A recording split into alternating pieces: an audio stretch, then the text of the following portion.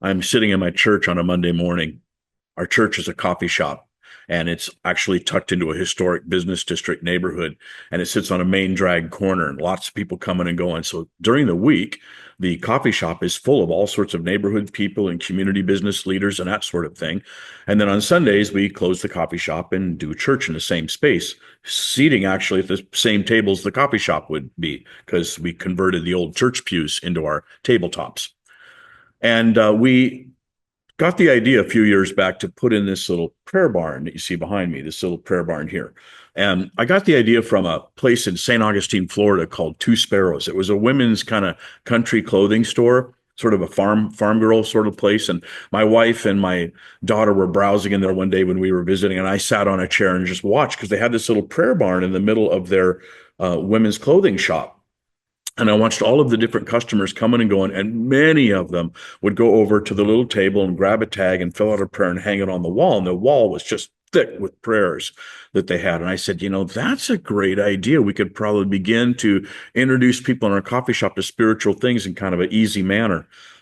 So we came back and built our own little prayer barn and had tags on the wall. And we watch all the time while different customers will come in and they'll get a coffee. But many of them go to the prayer barn and they'll hang a tag there. I'll just read the prayers that are on there.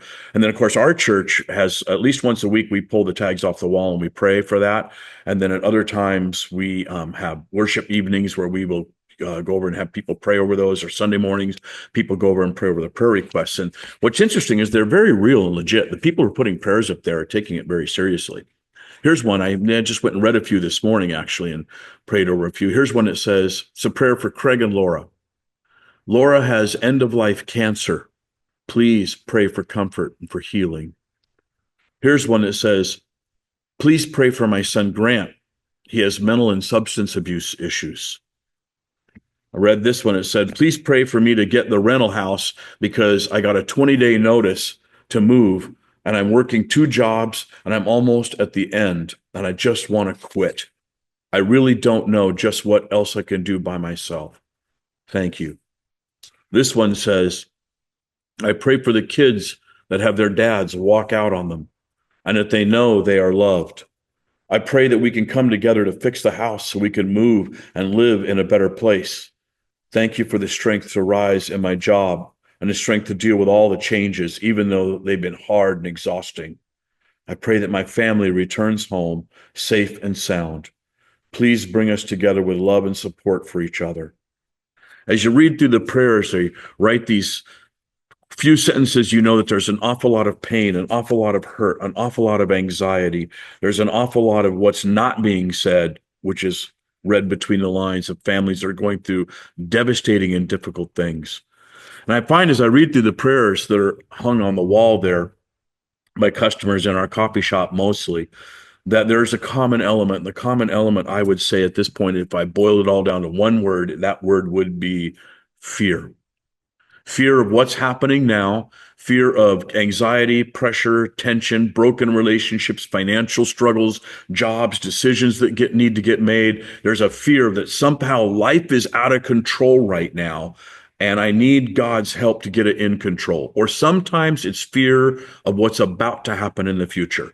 Fear of some tremendous thing that could come along and absolutely, utterly the wrong thing, the wrong time could destroy a life. It's health issues, it's drug abuse issues, it's families breaking up issues. It's all sorts of things that could capsize someone's life and flip their boat over, and they don't know if they're going to survive. And so many of the prayers hanging on the wall are prayers in fear, wondering, can God help? Will God help? I'm in the middle of a little sermon series here, 7-part series called 7 Great Miracles of Jesus. And today I want to look at when the apostles were caught in a storm and they were fearful.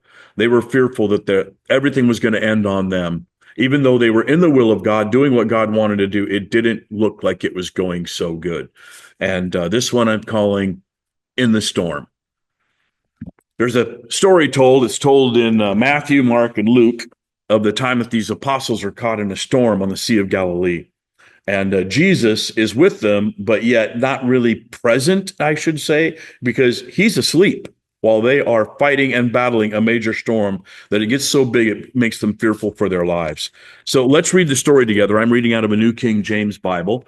And Mark chapter 4, I'm going to look at this story in Mark chapter 4, beginning in verse 35. You can read the same story, I think, it's in Matthew 8, 23 through 27, and it's also in Luke chapter 8, 22 through 25. And you can read those and get some different nuances, but I'm going to stick in the Mark story today. On the same day, when evening had come, he said to them, "Let us cross over to the other side." Now, when they left the multitude, they took him along in the boat as he was, and other little boats were also with him. And a great windstorm arose, and the waves beat into the boat so that it was already filling. But he was in the stern, asleep on a pillow. And they awoke him and said to him, "Teacher, do you not care that we are perishing?" And then he arose, and he rebuked the wind and said to the sea, "Peace, be still." And the wind ceased, and there was great calm. But he said to them, "Why are you so fearful? How is it you have no faith?" And they feared exceedingly and said to one another, "Who can this be, that even the wind and the sea obey him?" All right, so the story starts in Capernaum on the west coast of the Sea of Galilee. Jesus has been teaching. He's been doing miracles. He's rounded up his apostles. Now, they're early in the ministry, so they kind of know that he's a rabbi. He's their teacher. They're going to follow him, but they really don't know him super well, and they think that they're learning from a great teacher who has tapped into some sort of incredible information. He has this power to heal people, but they don't fully understand yet who Jesus really is. And so he tells them at the end of one long, hard day of teaching and of preaching and of healing people, and he looks at them and says, "Get in the boat. We're going to go to the other side." And so they're obeying him. They're doing what he says to do. They load up in the boat. And it's interesting in the Mark passage because it says "as he was," meaning they didn't pack anything. They didn't run home and like, let's get something for the journey we're going to be on. Let's grab some blankets or extra coats or, hey, let's pack a lunch or any of that. They're just like, as they were, they load up in the boat. They're going to head to the other side of the Sea of Galilee, which could be as much as 10 miles across, depending on where they were leaving and where they were going to end up. And so they head out in this boat. Now, the Sea of Galilee, at 600 feet below sea level, is sort of notoriously known for windstorms and storms that can just pop up on it as weather patterns come ripping down out of the mountains and run through that valley. And so it can be calm in the morning and it can get crazy that night or vice versa. So it's not like whatever the weather pattern is today, that's what it's going to be. So it can change radically and drastically. But no worries, because of the apostles, they got at least 4 of them who are lifetime fishermen on the Sea of Galilee. They got Andrew and Peter. They got James and John. These 4 guys have spent their whole lives on the sea. They built a business. They've got a fleet of boats with their fathers that they're running this little commercial business enterprise. And so when everybody loads into the boat and heads the other side, you know what they're all doing. They're all looking at these 4 like, these 4 guys are in charge. They know the boat. They know the sea. They know what's going on. And have you ever been out on fishing trips? You know, I used to go out on fishing trips on San Francisco Bay, and you go out past the Golden Gate, and it gets really rocky out there. And one time, my son and I were out there, and that boat was just tossing, and turning and going like this. And you look to the fishermen, because if the fishermen don't look scared, it means, okay, it's wild for me, but they're good with it because it's a normal day. If you look at the fishermen and they're scared, that's when you know you're supposed to be scared too. And so I'm sure that when they get out there, all the apostles at first are like, they're looking to Peter and they're looking to James and Andrew and John, and they're saying, "You guys keep this thing going." And for a while, it's okay. We got this down. We've been here before. We'll tell you what to do. You guys line up, get the even ballast. You get, hey, Andrew, or you're looking at somebody like Bartholomew. You're too big. You need to get to the other side. Balance the boat out, right? That kind of row. Okay, you guys row. Keep us in the wind. You keep us going. And so we're not going to be capsizing here. And of course, the wind gets huge, and then the boat starts filling up. So like, all right, you two, you're not very good rowers anyway. You drop your stuff and you start bail water. You guys keep rowing. You bail. And I'm sure this whole thing's going on until eventually it gets out of control. And they start looking at even Peter and Andrew and James and John, and they're looking at these guys like they're scared now. And this whole time, while they've been rowing and they've been bailing and the wind's been whipping at them, like Jesus is asleep in the stern of the boat. He's laid down on some cushions. He is crashed out, and not the water spraying in his face, not the wind howling, not the guys yelling, not the bailing that's going on and all the sounds that are being made. He is crashed out. And at some point they're looking at him like, "Jesus, this was your idea. We're only in this boat in this middle of this storm, in the middle of the Sea of Galilee, because you're the one who said to go." And they go to wake Jesus up. And because it was his idea in the first place, they're waking Jesus up. I don't know. I mean, we know they're scared because they're saying, don't you care that we are perishing? Meaning we're going to die here and you don't even care. You're so asleep you're just asleep in the stern. So I think they're a little bit mad and they got to go wake Jesus up to rescue them, or at least be aware that they're in this huge storm. And I look at this situation and I can tell you that if you have walked with Jesus for any length of time at all, there will be times when you feel like Jesus is asleep in your boat. You are going through a radical storm, a radical crisis, a radical time of fear and dread and chaos. And you'll feel like Jesus isn't listening. Jesus doesn't care. Jesus is asleep in my boat. And you're going to feel like, how do I wake Jesus up? That will be the feelings that you have. But Jesus, on the other hand, has this incredible confidence because he is on a mission from heaven. And he actually is in this boat to get to the other side because Jesus is keenly aware that he's going to meet a guy on the other side, which is the single most important reason he's in the boat at this particular time, to get to the other side to meet somebody. That will be a future sermon. And so Jesus is confident because he's like, I'm in the will of the Father. Why would I be scared? Things are chaotic. Things are dreadful. Things don't seem, but I can sleep, and I can sleep rest assured because I know I'm in the will of the Father. The apostles are scared because they don't have that confidence of faith yet, that even though things look crazy, they're in the will of God. And I can tell you that for Christians, we will have these times. We will have these times when we feel like we stepped out in faith, being obedient to what God wanted us to do, to volunteer for a ministry or get involved in church or go the extra mile in sharing our faith or doing something, and taking a new job, being whatever it might be. We'll be like, I prayed about this. I definitely felt God was directing me. And there will be conflicts and there will be struggles. There'll be times when tragedy and pain and hurt will rage all around you. You will feel as though your boat's going to get capsized and you're going to go down. You will have relationship struggles. There will be financial issues that arise which threaten you. There will be physical ailments that come about. You will feel like your life could go down. And that element of fear, which I spoke about, will definitely be a part of what your life is. It's just the nature of walking with Jesus.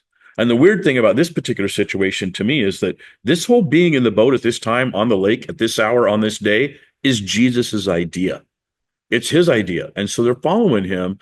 And in following him, they feel like they're going to perish. And so they wake Jesus up. And I just think that's just almost hilarious. Jesus asleep during all that chaos, all that dread, all that cold water splashing, all that wind howling, all the yelling, and all the fear that was going on. And he's just calmly fast asleep. He is so exhausted. I think they're kind of having this feeling that the apostles are probably thinking, this could have been prevented. I mean, we didn't have to be out here. We're only here because Jesus wanted us to be. And even knowing who Jesus is, Jesus knew the storm was going to hit. He could have said, hey, I want to get to the other side, but you know what? It's going to be a bad storm tonight. So let's just lay low. We'll go in the morning. But instead, Jesus, listening to the Father, is like, no, I have to be on the other side before morning. So he knows that mission is going to actually overcome any of the obstacles that they're going to face in getting to the other side. And so he's sleeping through almost all of this storm because of his absolute confidence that the mission's not going to be changed because God the Father wants him on the other side before morning the next day. And what's interesting, I find, is that why doesn't he just not have the storm happen? Why doesn't Jesus just you could have picked any number of days to do this. You could have done this on any times when the storms wouldn't go down. You could have just made it smooth sailing across. Why does Jesus put them in the boat, make them go to the other side, knowing there's going to be this chaos, this storm, this difficulty? And the answer, I think, is really simple. And the answer is because when Jesus does what he does to calm the storm, he shows something about himself, and there's way more praise that comes to him, not for what he's kept us from, or for what he showed us he can do in the midst of this great conflict. So when they wake Jesus up, Jesus is totally calm, totally relaxed. I know he's stretching, probably rubbing some sleep out of his eyes, and maybe shaking off his outer coat because it's a little damp and wet. And he just looks at the guys like, why? What are you upset about? We're going to die. The storm is so bad, we're going to die in it. He's calm. He's utterly calm and relaxed. He looks at the storm and he says, peace, be still. It's an interesting Greek word. Actually, what he's telling the storm to do is be muzzled, right? Be muzzled. And things just go, whoo, totally calmed down. Now, what I think is fascinating is for the apostles, they were scared of the storm before, but when Jesus calms the storm, you note in the text that now they get really frightened. They're more scared of this guy who can calm the seas than they were of the seas themselves. The storm was something they knew and they understood. Oh, they're afraid. They're going to be capsized. They're going down. They're afraid of that. But it's something that's sort of, it's human. It's an understanding of the world we live in. When Jesus stands up and calms the storm, that is otherworldly. And they are frightened by the absolute power that Jesus now has. And of course, the clues would have been in the Old Testament. They would have known in the Hebrew scriptures the clues that were happening. Psalm 65, verses 5 and 7 says, "By awesome deeds and righteousness you will answer us, O God of our salvation. You who are the confidence of all the ends of the earth and of the far off seas, who established the mountains by his strength, being clothed with power.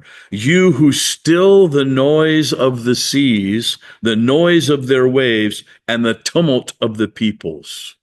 It was already hinted at and told in Corinthians that God is the one who has the power to calm seas. Psalm 89, verses 8 and 10 say, "O Lord God of hosts, who is mighty like you? O Lord, your faithfulness also surrounds you. You rule the raging of the sea when its waves rise. You still them." So it was already told in the scriptures that the only one who has the power to calm the seas and the storms and the raging that's going on of the waters is God himself. They are coming to an understanding of Jesus slowly over time that, oh, he's more than a teacher, more than a rabbi, more than a prophet. Something is going on here that's even bigger. And that close proximity to that power of God is frightening to them. It's scary to them. I picture them after Jesus did this, he probably went back down, crashed and got back on the pillows, went back to sleep again. And they probably all huddled up in the bow of the ship. And they're like, oh, we're in the boat, we're in the bow, things are calm. And let's just keep rowing to the other side now. Let's just sort of, but they're scared. The disciples now, I think they're in this situation where the storm was something they understood. Jesus is something they don't understand. But the power of him to calm, just speak a word. And they're saying to them, it's interesting, they say, who is this? They're fearful. They feared exceedingly and said to one another, who can this be that even the wind and the sea obey him? Who can this be? They're beginning to look at Jesus differently than just as a teacher. There's a couple of things I'm looking at, and I look at this and I think, okay, for us, what's the lesson for us? It's like, well, first and foremost, they knew they were in God's will. They knew when they got in that boat and they headed out into the sea, they were actually doing what God wanted them to do. Jesus told them to do it, and away they went. And things did not go so well. They got out in the middle of that sea and things looked really bad. And I can guarantee you, if you follow Jesus, that's going to happen in your life.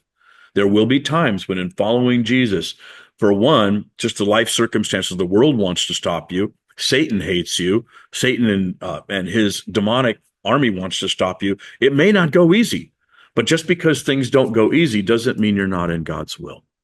God's will still see it through. The other thing I think that's happening is they learn is that when they watch Jesus calm the storm, they got an understanding of his power, his might, his majesty, that they now saw him in a very different light from calming the storm, which was something they would not have learned had the storm never happened and they never would have been in it. Jesus' desires to build and stretch our faith, ultimately to make us trust God even more. And trusting in God sometimes comes with having been in a storm and watching the chaos of that storm almost overwhelm us, only to see Jesus come to the rescue. That actually is a stronger faith builder than to have never been in a storm at all. Also, a thing I pick up here is that being in the boat with Jesus at that particular time when Jesus feels like he's asleep, like I said, there will be times you feel like Jesus is asleep in your boat. But when Jesus finally acts, sometimes it can be scary. It can be a sense of the awe and the majesty and the wonder of who Jesus is in his overwhelming power can be a little frightening, but it also brings closeness to him, an emotional and relational closeness. And Jesus is after that in our hearts and our lives. He's after that. So as I look at this, I'd say, well, just make sure of one thing in your own life. Make sure that if you're caught in a storm, it's not a storm of your own doing. Make sure that it's not a storm that you're creating because your actions, your behavior, your words, and your decisions are actually outside of God's will. And you're caught in the middle of a storm, not because Jesus put you there, but because you created it from your own, well, let's just name it what it is, rebellion against God, your own sin in violating his word.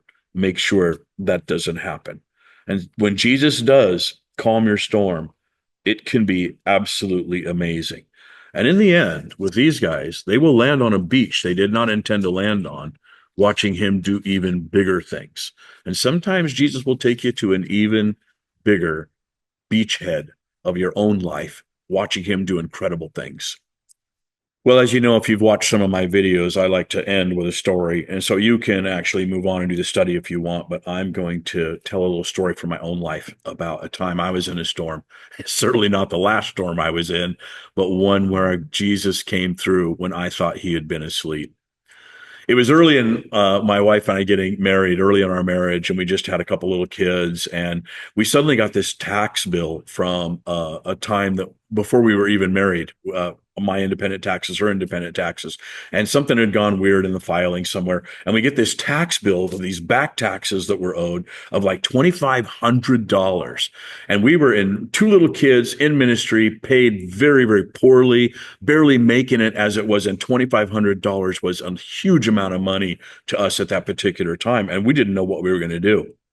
And so I'm leaning into the scriptures. I'm reading Philippians, be anxious for nothing, but in everything by prayer and supplication, let your requests be made known to God. I'm hanging on to that verse. I'm not going to be anxious about it. I'm going to pray about it. And little by little, I'm trying to save money where I can. And I'm doing a few extra things on the side to earn a little bit more. So is my wife. We're socking this money away because when April 15th comes, we want to be able to pay this tax bill that's going to be due, or there'll be even more money owed in penalties and that sort of thing. So all along, we keep tithing. We're testing God on this. He's test me in this, tithe me, and see if I will not open up the windows of heaven. We're hanging on to those blessings and we're hanging on to those promises, and we're going to save money to pay this tax bill. And just about a week before April 15th, that particular year, my car breaks down. And it's $1,000 to fix the car, and I got to fix it because otherwise I won't be able to get back and forth to work. And at almost exactly the same time, our son had been born about 4 months earlier, 5 months earlier, and the same time, we get a bill that for $1,000 from his hospital bill for his birth, and we're hammered like a few days before this $2,500 tax bill is due. We have to pay these two bills. And all the little that we had saved up, all the money that had come with it, all the time, all the extra jobs we work, all the side hustles we'd done, all the savings we'd done, all the scrimping we'd done to pay the tax bill came to nothing because we're ending up paying this hospital bill and this car repair. And I'm like looking at Jesus like, are you kidding me? This is not how this was supposed to go down. And I'm kind of the day the taxes were due, I didn't have any money to pay it. And I think we had like $100. I had to make a down payment and file for an extension and do this other stuff on the taxes. And I got to tell you, I was mad. I was mad because I felt like I had done my part. I had leaned into the promises. I'd done what God wanted to do. And I took my angry prayer to God. Now, I'm of a firm belief that God would rather take our anger than our silent treatment. So some people feel like you can't get mad at God. And it's like, oh yeah, you come and have it out with God. I have always felt so. I'm down on my knees and I'm praying to God, and it's like the night of April 15th, and I am fuming. I am fuming because I'm like, I trusted your promises. I worked extra. We scrimped. We saved. We did all this, and I'm furious with him. And I'm like, I'm having this prayer. And I remember in my prayer, I've laid it out. I've been laying out my living room floor. I'm like, God, I can't believe this. You got to know that this was about timing. There's a due date on this. And I could hear God say to me, like him saying, well, what did you want me to do? I said, you were supposed to come up with this money for the taxes. I had prayed for it. And then you hammered me with two extra bills instead. This is what you've done. You're the God who owns the cattle on 1,000 hills, and you couldn't make this need. You couldn't supply this for me. And he's like, well, when did you want me to do that? I'm like, God, you had till midnight tonight. Midnight tonight. That was the due date. It's tax time. I had till midnight tonight to file it. And I said, timing is everything, God. You have to deliver when the timing is due. And I said this to him. I said, a lot of good it would have done for you to show up a day late with Shadrach, Meshach, and Abednego. Now, if you don't know that story, that's in the book of Daniel. And there are these three guys who refused to bow to this idol that Nebuchadnezzar had set up. And Nebuchadnezzar is so angry at them, these three Jewish boys, for not bowing to the idol, that he binds them and he throws them into this fiery furnace to actually have them slain and killed. And they even say, well, you have the power to do that. And if God wants to rescue us, he can. But even if he doesn't, we're not going to bow to your idol, because that's a worse offense before God. And so I'm saying a lot of good it would have done you to show up a day late for them, because they get thrown into the fire. And then it turns out that the ropes burn off and that they aren't harmed. And when Nebuchadnezzar looks into this pit or this furnace where this fire was, he sees four people in the fire, not just the three he'd thrown in. And this fire was so blazing hot that the soldiers who carried them over there bound them and threw them in the fire. The fire was so hot that it actually killed the soldiers who were doing their job. And when Nebuchadnezzar looks in, he sees three of them walking around. Then he sees a fourth one who looks like, in his phrase, a son of God, a godlike figure. He calls them out, and they come walking out of this fire unharmed, unburnt, not even smelling like smoke, right? And so I'm saying to him, a lot of good it would have done for you to show up a day late for Shadrach, Meshach, and Abednego. Timing is everything, God. You have to deliver at the right time. And I heard God say clear as a bell to me, he said, yeah, but they still got thrown in the fire. And I sat back and I thought about faith, power, conflict, hardship, God's rescue. Is the story of Shadrach, Meshach, and Abednego a better rescue because they got seen in the fire with God and unharmed, or would it have been a better story had he prevented them from ever being thrown in the first place? Well, the answer is obvious. The better story is when God showed up in the fire, not preventing them from ever being thrown in the fire. And so I was mad. And when I heard God say that, I just sort of sat back and went, yeah, sometimes you get thrown in the fire anyway. Are you still going to trust God? And I got quiet. I didn't say anything. I said, okay, I don't know what you're going to do, God, but I'll just hang on and you'll do what you're going to do. I filed my extension. I don't know how I'm going to do this. I don't know how I'm going to pay for this. I'm just going to trust you. And a day or so later, an envelope showed up on our doorstep that had $3,000 in $20 bills. And I don't know who gave it. I don't know where it came from to this day. I don't know. But like a couple days later, $3,000 in cash was left in an envelope on our doorstep. The miracles are pretty cool when God delivers in an absolutely huge way. I know God's miracle was answered for Tanya and I way back when for those texts. I know it was answered through the church. I don't know who or what or how anyone even knew about it, but I know that when God shows up, he's going to show up through his body, through the church, through all that is connected with him. And I know that I was blessed in my storm at that particular time. And I know it knit the body of Christ together. And if you are in a storm yourself, I can tell you that if Jesus is going to answer some of your huge needs, it's going to be done through your connection with the greater body that he has in the world.